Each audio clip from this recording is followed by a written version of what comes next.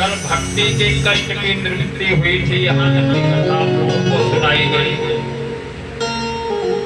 आज उसी क्रम में चलते हुए गोकर्ण और धुंधकारी जी की कथा होगी। धुंधकारी शर्मा जी आपके सामने ही हैं। यहाँ ये 7 गांठ का जो बांस है, ये धुंधकारी का तोड़ा। अभी आपको कथा में बताएंगे कि वो बांस में किस प्रकार से बैठा था और क्यों बैठा था। वो प्रेत था। सनकादिक ऋषियों ने बताया कि जब हम पाप कर्म करते हैं, मदिरा पान करते हैं, वेश्यागमन करते हैं, छल करते हैं, अनेकों प्रकार की हिंसाएं करते हैं, तो हमें बहुत तगड़ा पाप लगता है। बोले उस पाप की निवृत्ति किससे होती है? श्रीमद् भागवत के पुराण के श्रवण मात्र से उस पाप की मुक्ति हो जाती है। चारों ऋषियों ने कहा, सनक, सनंदन, सनातन एवं सनत कुमार जी ने कि हे नारद, अब हम तुमको इस विषय में एक पुराना इतिहास बता रहे हैं।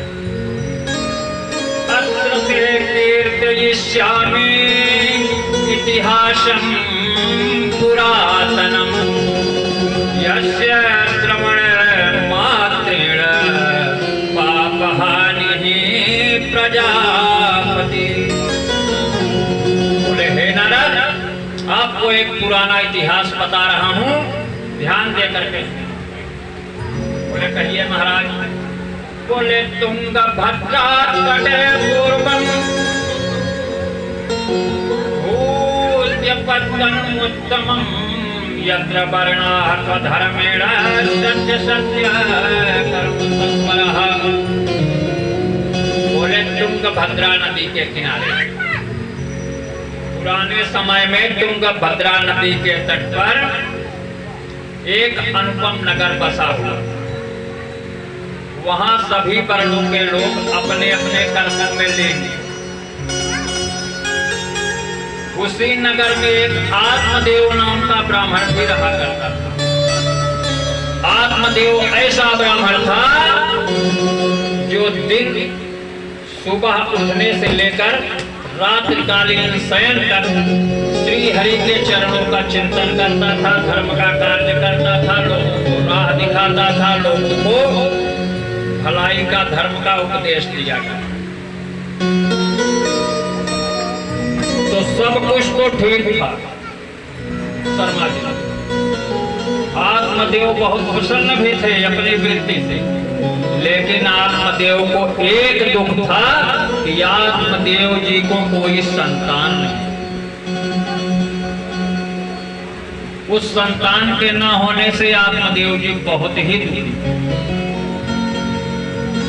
दुखी होना भी चाहिए। वेद पुराण में लिखा है कि एक पिता का कर्तव्य होता है कि एक पुत्र को अवश्य पैदा करे, क्योंकि उनके बाद उनको पिंडा पानी कुछ देने वाला तो चाहिए, इसलिए पुत्र देना जरूरी।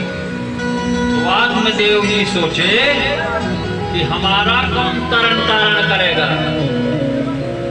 अब आज शर्मा जी के दादा बाबा जितने हैं वो तो सोच रहे हैं कि हमारा एक नाती है, कर दे रहा, लेकिन आत्मदेव को कौन सी टेंशन? यही एक चिंता है कि हम तो अपने पिता का कर्म कर दिए, भागवत कथा सुन लिए, पुराण सुन लिए, ये जब करवाए वो जब करवाए, हमारे न रहने के बाद हमारा कौन करे? बहुत सारा उपाय किया जाता है, परंतु किसी भी प्रकार से उनको सफलता नाम की चीज नहीं मिलती। और जब आदमी कोई चीज की कामना करे और ना मिले तो फिर एक दिन उसका मन खिन्न हो जाता है। वही हाल आज आत्मदेव जी का हो रहा है। आत्मदेव ने कहा छोड़ो, इस दुनिया में जी के करना क्या है, जब मरना है, मरने के बाद भी पिंडा पानी नहीं मिलना है, तो चलो अभी से आत्महत्या कर लिया। नदी के किनारे पहुंचते हैं और काफी चलते चलते थक भी गए थे, तो एक पेड़ के नीचे बैठे और उनको हल्का सा नींद आती। और जब आंख खुलती है तो देखते हैं एक बहुत ही दिव्य महात्मा उनके सामने गए, महात्मा जी का पैर छुए। महात्मा जी बोले, बच्चा यहाँ कहाँ घूम रहे हो? बोले, महाराज आत्महत्या करने आए। अब बताओ, कौनो काम गलत काम करे जाओ, चोरी करे जात हो। अब पुलिस वाले पूछे कहाँ जात हो तो क्या कहियो, चोरी करे जाए थे। लेकिन आत्मदेव जी ने आज साफ साफ कर कि हम आत्महत्या करना चाहते। बोले, क्यों? बोले, हमारे कोई संतान नहीं है। तो महात्मा जी ने कहा, रे आपको संतान नहीं है, आपके जैसे 365 है जिनको संतान नहीं है।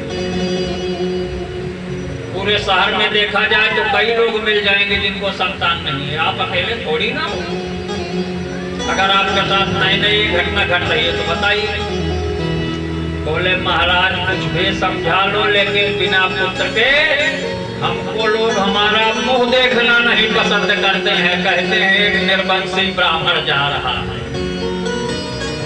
हमारा मुंह देखना पाप हो जाता है। महात्मा जी तो दयालु। रामचरितमानस में भी तुलसीदास ने लिखा, संत हृदय नवनीत समाना।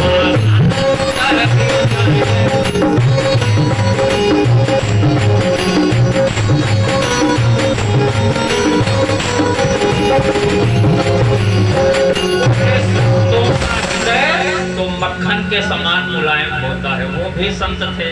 बोले, बेटा इतने छोटे से काम के लिए तुम आत्महत्या करोगे? लाओ तुम्हारे माथे की रेखा देखता हूँ, हाथ की रेखा देखता हूँ। अगर कोई जुगाड़ होता है तो हम करते हैं। भाई जुगाड़े से भारत देश में सिर्फ जुगाड़ से काम होता है, और देश में चीजें लगती हैं, नया किया जाता है, लेकिन हिंदुस्तान में जुगाड़ किया जाता है। बोले, लाओ देखते हैं कोई जुगाड़ होता है। हाथ की रेखा देखी गई, ललाट रेखा देखी गई। महात्मा जी को दिखाई पड़ा कि इनको अगले 7 जन्म तक कोई भी संतान नहीं।